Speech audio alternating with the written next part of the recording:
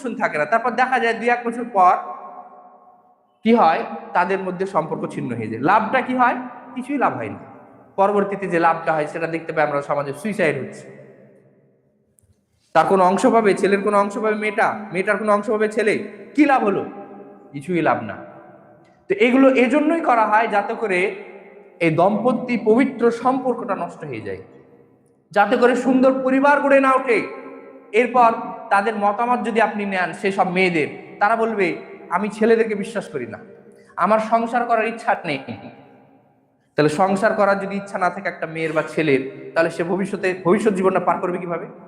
সংসার করবে না বৈধভাবে, তাহলে যেভাবে সে যেভাবে পার হয় আপনারা দেখতে পান, সেভাবে পার হবে।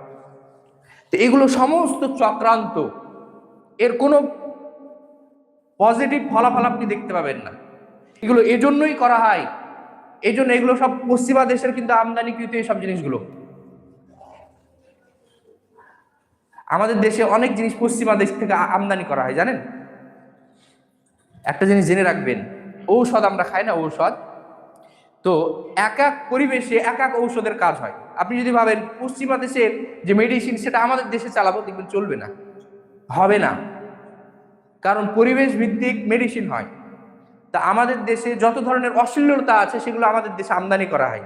কিন্তু অশ্লীলতা ঢুকলে এর পরিণামটা কি হতে পারে, বা অশ্লীলতা আসলে এর যে ধাক্কা, সেটা আমরা অশ্লীলতা নিয়ে আসি, সমস্ত জিনিস নিয়ে আসি, কিন্তু এর ধাক্কাটা আমরা রুখতে বা সেটাকে হজম করতে আমরা সক্ষম নই।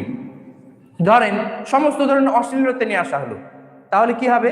দেশে জেনা ব্যভিচার বাড়বে। অথচ আমরা এটা স্বীকার করি না, আমরা ধর্ষণকে অপরাধ বলি, অবশ্যই অপরাধ, তাই না? তো ধর্ষণ যেসব কাজগুলো করলে হবে সেই সমস্ত কাজগুলোর সিচুয়েশন, সেরকম অবস্থা আমরা দেশে নিয়ে আসি, এগুলো সব পশ্চিমাদের দেশে। কিন্তু একটা জিনিস জেনে রাখবেন, আপনি ধর্ষণকে হজম করতে পারেন না কিংবা সেটাকে খারাপ মনে করেন, কিন্তু পশ্চিমারা এটাকে খারাপ মনে করেন। আপনি বলবেন আপনি কেমন কথা বললেন, পশ্চিমারা খারাপ মনে করেন না? তারা হজম করেই ফেলেছে অলরেডি, কারণ তারা বেশিরভাগ মহিলা ধর্ষিতা। তো এইরকম আমরা ওই কালচারটা নিয়ে এসেছি, কিন্তু ধাক্কাটা আমরা হজম করার ক্ষমতা আমাদের নেই। তারপর আমরা আন্দোলন করি বিভিন্ন জায়গায় গিয়ে, যে এরকম কেন হবে, সেরকম কেন হবে, আন্দোলন করি। কিন্তু আপনি ওই সংস্কারটা, কালচারটা নিয়ে এসেছেন, এই হজম শক্তিটাও বাড়ান আপনি, তাহলে সমস্যা হবে না। ধর্ষিত হবেন, থেকে যান মুখ বুঝে, ধর্ষিত তো আপনি হবেনই। সেরকম পরিবেশ যদি নিয়ে আসেন, ফ্রি মিক্সিং এ যদি আপনি বিশ্বাস করেন সব জায়গায়, তাহলে এটা তো স্বাভাবিক। তো যাই হোক, এই সমস্ত জিনিসগুলো আমদানি করা হয় সুন্দর পবিত্র স্বচ্ছ পবিত্র পরিবার নষ্ট করার জন্য। ইসলাম পরিবারের দিকে খুবই জোর নজর দিয়েছে এবং এটাকে পরিশুদ্ধ রাখার ক্ষেত্রে যত ধরনের করণীয়, সে সমস্ত জিনিসগুলো কোরআন এবং সুন্নাহে বর্ণনা করেছেন। আপনি পড়তে পারেন, বিভিন্ন বই আছে, মুসলিমদের পরিবার কেমন হবে। যদি পরিবার ভালো না হয়, একটা সমাজ ভালো হবে না। আমাদের পরিবারের সিস্টেম কি? আমরা সন্তান লালন পালন করি, কিন্তু সন্তান লালন পালন করা যে একটা গুরুত্বপূর্ণ দায়িত্ব এবং কাজ, এটাকে কাজ হিসেবে আমরা দেখি না।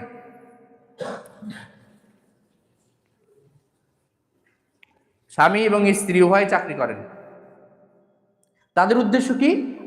আমরা অর্থ উপার্জন করব, এই অর্থ দিয়ে আমার ছেলেকে বড় বানাবো, একটা বড় স্কুল কিভাবে পড়া যায়, তাকে কিভাবে মানুষের মতো মানুষ তৈরি করা যায়, তাকে কিভাবে বড় বানানো যায়, এটা আমাদের উদ্দেশ্য। কিন্তু জানেন, যখন তারা উভয়ে চাকরিতে বের হয়ে যান, তখন তার ছেলেটা বাড়িতে লালন পালন করে কে? কাজের লোক, কাজের মেয়ে। সে কিভাবে তাকে শিক্ষা দিবে? একটা সন্তানকে সুসন্তান হিসেবে গড়ে তোলার জন্য তার পিছনে যে পরিশ্রম, তার পিছনে যে আন্তরিকতা প্রয়োজন, সেটা সে কাজের মেয়ে দিয়ে পূরণ করতে পারবেন আপনি? কখনোই পারবেন না।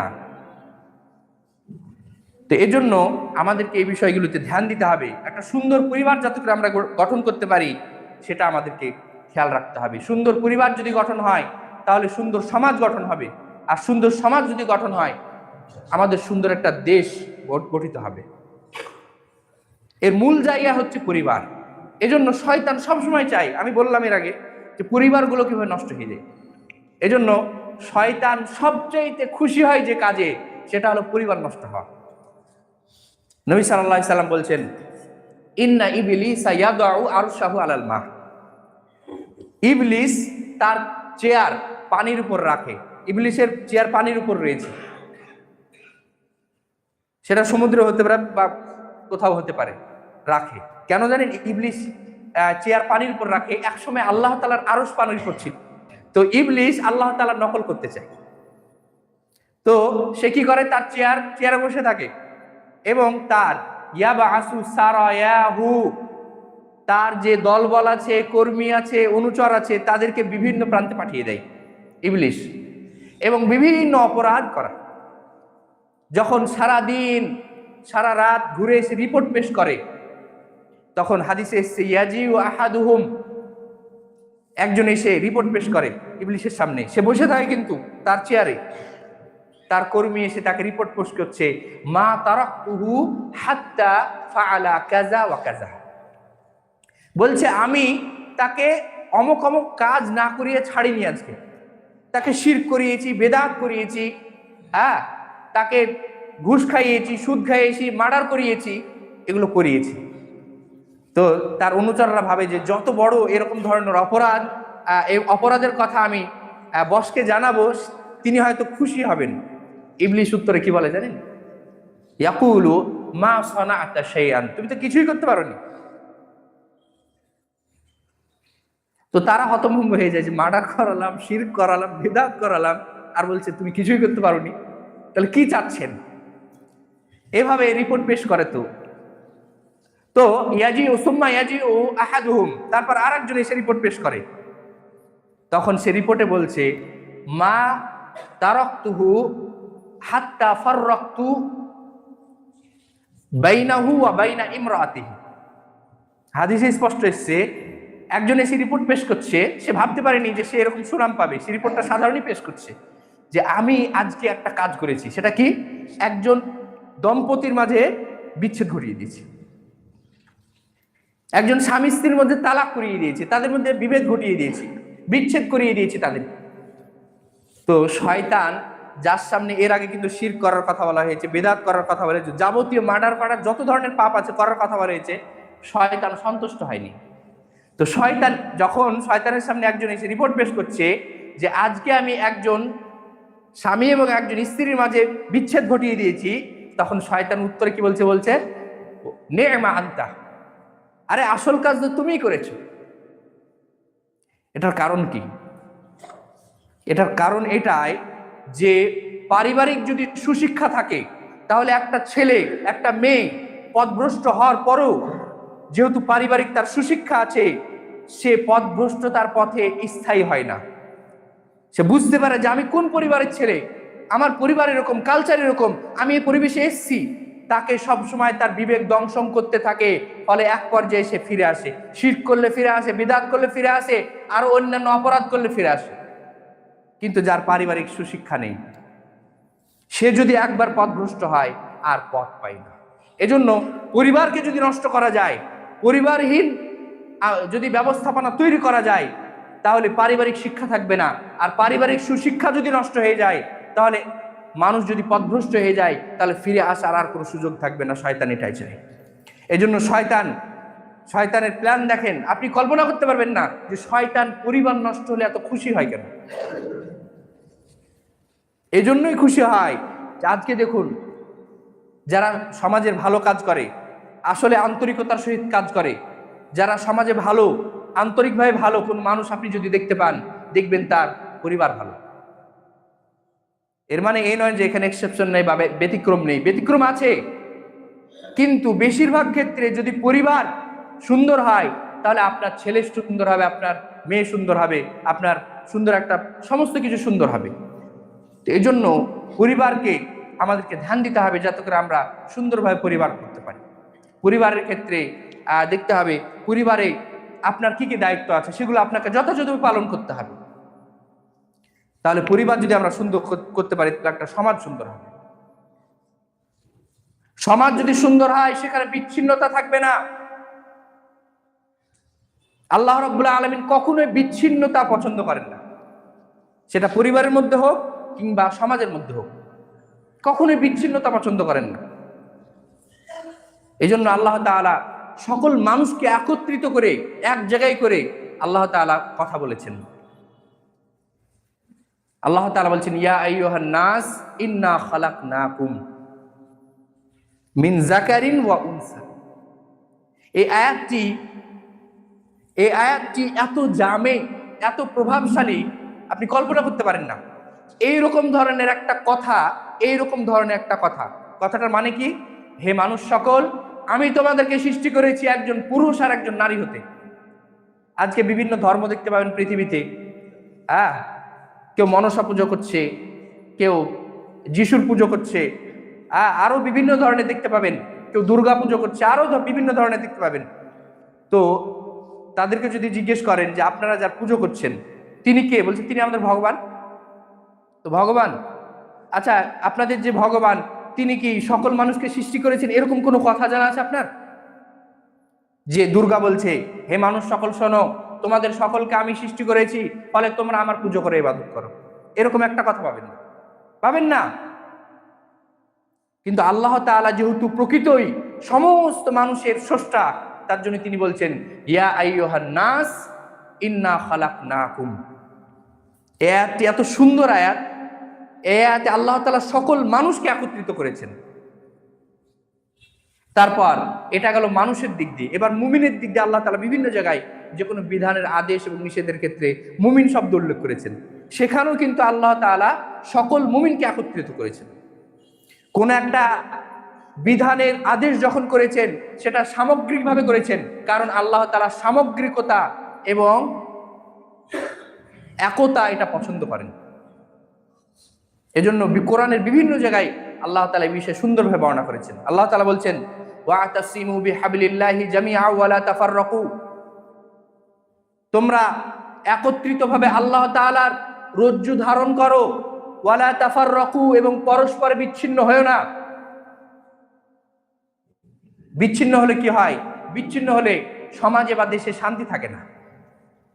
পরিবারে যদি বিচ্ছিন্নতা ঢুকে পড়ে, পরিবারের একজন যদি প্রধান না থাকেন, সবাই যদি প্রধান হন, যার যা ইচ্ছা সে তা করছে, আপনার মেয়ে আপনার ধার ধারে না, আপনার ছেলে আপনার ধার ধারে না, আপনিও তাদেরকে পাত্তা দেন না, কে কোথায় গেল আসলো, এরকম বিচ্ছিন্নতা যদি বিরাজ করে, সেই পরিবারে শান্তি থাকবে না। শান্তি থাকবে না। যে শান্তি খুঁজে বেড়ানোর জন্য মানুষ সমস্ত কিছু ত্যাগ করার জন্য প্রস্তুত, সে শান্তি পাবে না। তো এই জন্য আল্লাহ তাআলা বিভিন্ন জায়গায় বিচ্ছিন্নতাকে বর্জন করতে আদেশ দিয়েছেন। এই জন্যই তিনি বলছেন, ওয়াতাসিমু বিহাবলিল্লাহি জামিআন ওয়া লা তাফাররাকু। বিচ্ছিন্নতা আসলে কি হবে? বিশৃঙ্খলতা আসবে, মারামারি, হানাহানি, গীবত, পরচর্চা, আরো বিভিন্ন ধরনের অপরাধগুলি এক জায়গায় হবে। জাহেলিয়াতের যুগে আপনারা জানেন, নবী সাল্লাল্লাহু আলাইহি সাল্লামের জীবনী পড়বেন, আর রাহিকুল মাখতুম, সেখানে দেখতে পাবেন যে আরবের যে গোত্র ব্যবস্থা ছিল, আরবে কিন্তু রাষ্ট্র ব্যবস্থা ছিল না। সামগ্রিকভাবে একজন প্রধানমন্ত্রী হবেন, আবার সবার তিনি রুলার হবেন, এরকম ছিল না। গোত্র ব্যবস্থা ছিল। এই গোত্রগুলো পড়তে পড়তে আপনার মাথা খারাপ হয়ে যাবে। আপনি আর রাহিকুল মাখতুম পড়েন, যারা পড়েছেন তারা জানেন, গোত্রগুলো পড়তে পড়তে আপনার মাথা খারাপ হয়ে যাবে। এত গোত্র, এত ভাগ বিভেদ ছিল। আর রাহিকুল মাখতুমের সেই ওই আলোচনা দিয়ে শুরু করেছেন শফিউর রহমান মোবারকপুরি। আপনারা পড়বেন আর রাহিকুল মাখতুম, খুব ভালো বই, যেটা ইন্টারন্যাশনাল ভাবে যে প্রতিযোগিতা হয়েছিল, আরাবিয়ানরা যেটা অ্যারেঞ্জ করেছিলেন, সেখানে আমাদের ভারতের একজন জামিয়া সালাফিয়ার শিক্ষক, বানারসের যে জামিয়া সালাফিয়া আছে ইসলামিক প্রতিষ্ঠান, সেখানকার শিক্ষক শেখ শফিউর রহমান মুবারকপুরি, তিনি কিন্তু উর্দু ভাষী। আর এই প্রতিযোগিতাটা হয়েছিল নবী সাল্লাল্লাহু আলাইহি ওয়াসাল্লামের জীবনের উপর, এবং এটা আরবি ভাষায় সেই বিষয়টি জমা দেওয়ার কথা বলা হয়েছিল, এবং তিনি আরবি ভাষায় লিখেছিলেন। আরবি ভাষায় তিনি জমা দিয়েছেন নবী সাল্লাল্লাহু আলাইহি ওয়াসাল্লামের জীবনের উপর ডকুমেন্টারি করে জীবনী লিখে, এবং তিনি ফার্স্ট হয়েছেন। অথচ তাকে জিজ্ঞেস করা হয়, বা সবাই আপনারা জানেন, উনি আরাবিয়ান কোনো প্রতিষ্ঠানে কোনোদিন পড়েননি, বাইরে গিয়ে স্কলারশিপ নিয়ে পড়ে আসেন। তাহলে আরবি সম্পর্কে তার দক্ষতা কত ছিল। তো এই বইটা ফার্স্ট প্রাইজ পেয়েছে আর রাহিকুল মাখতুম, সেখানে দেখতে পাবেন। তো আরবে কি ছিল? জাহেলিয়াতের যুগে কি ছিল? গোত্র ভিত্তিক শাসন ব্যবস্থা ছিল। এর জন্য গোত্রের আলাদা আলাদা গোত্র, বিভিন্ন গোত্র, তো গোত্রের একজন নেতা ছিল, নেতা কিন্তু অনেক, হ্যাঁ নেতা অনেক, এই গোত্রের এই নেতা, ওই গোত্রের এই নেতা, এই গোত্রের এই নেতা, অনেক নেতা। এবং তাদের আনুগত্য, গোত্রের অধিপতি যারা ছিল, গোত্রের যারা, তাদের আনুগত্য এমন ছিল যে গোত্র অধিপতি যা বলেছেন তা তাকে করতে হবে, তার জীবন দিয়ে হলেও। কি হলো, এর জন্য কি হয়েছে, এই বিচ্ছিন্নতার জন্য তাদের মধ্যে কোন একটা তুচ্ছ বিষয় নিয়ে বছরের পর বছর যুদ্ধ চলেছে, বছরের পর বছর। বাসস যুদ্ধ 40 বছর ধরে চলেছে, 40 বছর। আর আমরা জানি যে খুন খারাপি যখন শুরু হয়, যখন মার্ডার হয়ে যায়, তখন আর থামতে চায় না। আমার গোত্রের একজন লোককে হত্যা করলো, কি করে মেনে নেওয়া যায়, তখন তার গোত্রের দুজনকে হত্যা করতে হবে। এই যে প্রতি আক্রমণ, এটা চলতে থাকে। ইসলাম আসলো, ইসলাম আসার পর সমস্ত গোত্রের এই বিভেদকে মিটিয়ে দিল, এবং ইসলাম সমস্ত গোত্রগুলোকে এক রাষ্ট্রনেতার অধীনে নিয়ে চলে আসলো। তারপরে কিন্তু তাদের যে গোত্র বিবাদ এবং অশান্তি, সেটা দূর হয়েছে। এই জন্য বিশৃঙ্খলা কখনো শান্তি হতে পারে না, বিশৃঙ্খলায় কখনো শান্তি নেই কোনো জায়গায়, সেটা পরিবারে হতে পারে, সমাজে হতে পারে, রাষ্ট্রে হতে পারে। এই জন্য আল্লাহ তাআলা যাতে করে মানুষ সুন্দরভাবে জীবনযাপন করতে পারে, তার জন্য যে কোনো পর্যায়ে আল্লাহ তাআলা বিচ্ছিন্নতাকে অপছন্দ করেছেন। এই জন্য আল্লাহ তাআলা বলছেন ওয়াতাসিমু বিহাবলিল্লাহি, ওয়াতাসিমু মানে হচ্ছে তোমরা একত্রিত হও, বিচ্ছিন্ন হয়েও না। ওয়ালা তাফাররাকু, কোন কোন ক্ষেত্রে সেটা উল্লেখ করা হয়নি, মানে এটা আপনাকে প্রশস্ত অর্থ দিচ্ছে, অর্থাৎ আপনি যে কোনো ক্ষেত্রে বিচ্ছিন্নতা করবেন না। তো যাই হোক, তারপর বলা হয়েছে সেখানে যে জাহিলিয়াত যুগের কথাকে বলা হয়েছে যে তোমরা কিভাবে বিচ্ছিন্ন ছিলে, কি তোমাদের পরিণাম হয়েছিল, তোমরা খুনোখুনি জাহান্নামের রাস্তায় চলছিলে।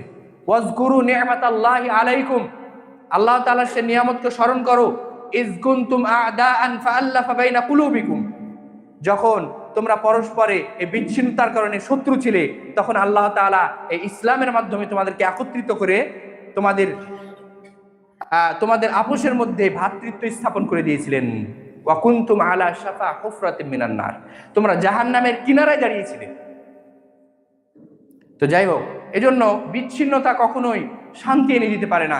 যে কোনো উন্নয়নমূলক কাজ, যে কোনো জায়গায় যদি বিচ্ছিন্নতা বর্জন করতে পারেন আপনি, তাহলে দেখবেন সেই সমাজ, সেই দেশ উন্নতি হতে পারে, তার শক্তি আলাদা হয়। এজন্য দেখবেন, যখন আপনার ইতিহাস জানেন যে যখন ইংরেজরা আমাদের দেশে শাসন করত, ইংরেজরা 190 বছর শাসন করেছে, তো তখন তাদের একটা পলিসি ছিল, ডিভাইডেড অ্যান্ড রুল। অর্থাৎ আমরা সংখ্যায় খুব কম, ফলে আমাদের সে শক্তি নেই যে এদেরকে একত্রিতভাবে থাকলে আমরা তাদেরকে শাসন করতে পারবো। এই জন্য তাদের পলিসি ছিল এদেরকে বিভিন্ন বিভক্ত করে দাও, বিভিন্ন নাম দিয়ে, এরা অমুক জাতি, এরা তমুক জাতি, এরা এদেরকে দেখতে পারে না, এরা ফরজি, এরা অমুক, এভাবে তাদেরকে নাম দিয়ে তাদের মধ্যে বিদ্বেষ ছড়ানোর কাজ করো। আরো যদি দলের দরকার হয় নতুন করে তৈরি করো, তাদেরকে অর্থায়ন করো। এটা ছিল ইংরেজদের কাজ, এবং তারা এতে সফল হয়েছিল। তারা 190 বছর শাসন করেছিল। অথচ আমাদের যে জনসংখ্যা, সেই জনসংখ্যা আর যদি বিপরীতে দাঁড় করান তাদের জনসংখ্যা, তাহলে কত পার্সেন্ট হতে পারে? আমার পার্সেন্টেজ জানা নেই, আপনারা জানলে বলতে পারেন কত পার্সেন্ট হবে।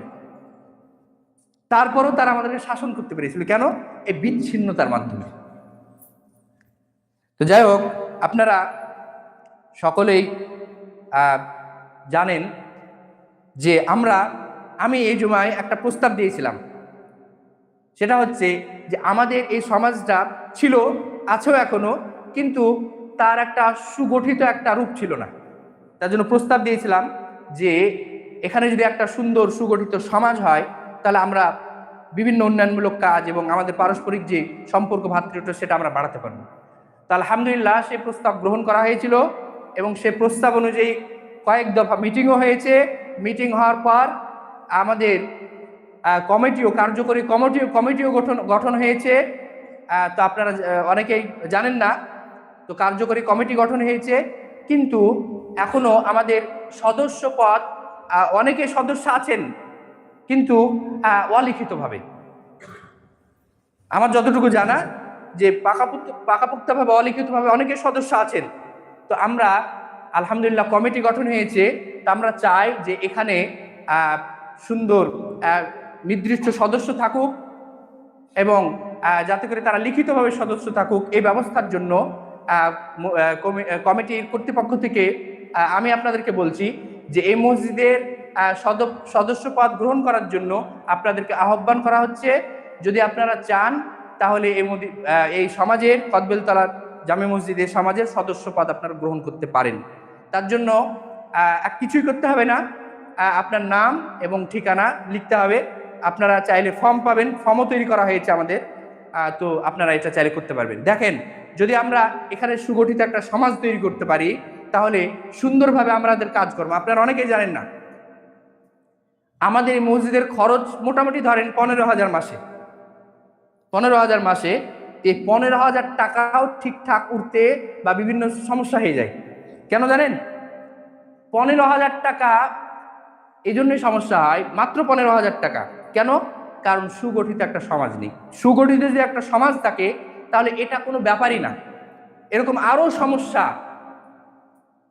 এর জন্য আমরা সিদ্ধান্ত নিয়েছি যে এখানে একটা সমাজ করা হবে এবং তার জন্য সদস্য পদ গ্রহণের জন্য আপনাদেরকে আহ্বান করা হচ্ছে। আপনারা যারা চান তো আপনারা ফর্ম সংগ্রহ করতে পারেন, আর আপনার বাইরে নোটিশও দেখতে পারেন যে আপনাদেরকে আহ্বান করা হয়েছে। এই বিষয়ে আমাদের সেক্রেটারি সাহেব মসজিদের উনি দুই এক কথা বলবেন, আপনারা তার মুখ থেকে শ্রবণ করবেন। আল্লাহ তাআলা, সময় শেষ হয়ে গেছে, আমাদের সকলকে সুগঠিতভাবে থাকার এবং সুন্দরভাবে শান্তিপূর্ণভাবে জীবনযাপন করার তৌফিক দান করুন। আল্লাহুম্মা আমিন।